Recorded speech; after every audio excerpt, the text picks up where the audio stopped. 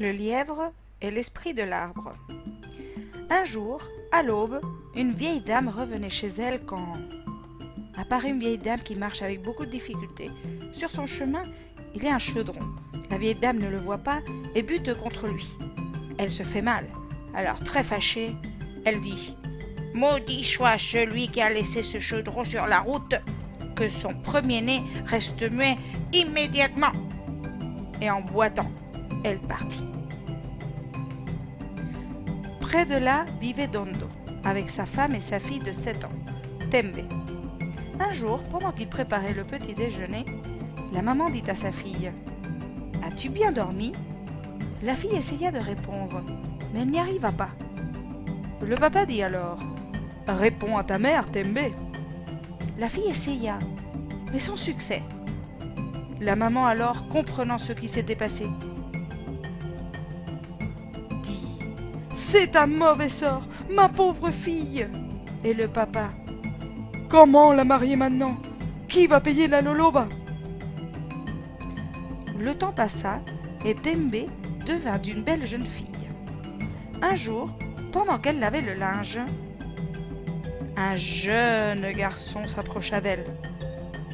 Ce garçon, Mtu, en voyant la jeune fille, lui dit « Bonjour, qui es-tu » Tembe, qui ne pouvait pas parler, lui expliqua, à travers des gestes, sa situation. Le garçon alors dit « Pauvre fille, je veux l'aider. Je vais offrir un cadeau aux esprits de l'arbre. » La nuit se fit. Mtu s'inclina devant l'arbre et lui dit « Ô grand esprit, la fille que j'aime, Tembe, ne peut pas parler. Je te demande de l'aide. » L'arbre ne répondit pas.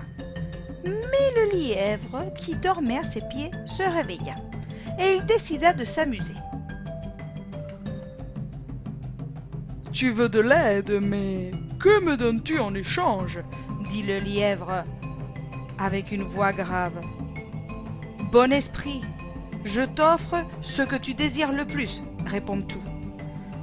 Blunda réfléchit et dit si tu m'apportes une bonne ration de fruits et de légumes frais, je pourrais peut-être t'aider. » Mtu s'inclina et partit. Le lendemain, Mtu revint avec des fruits et des légumes et les laisse au pied de l'arbre. Le lièvre alors, très content, sortit de sa cachette et mangea rapidement tous ces fruits. Le ventre plein, elle réfléchit alors. « Pauvre Mtu et pauvre Tembe, je vais voir si je peux les aider. »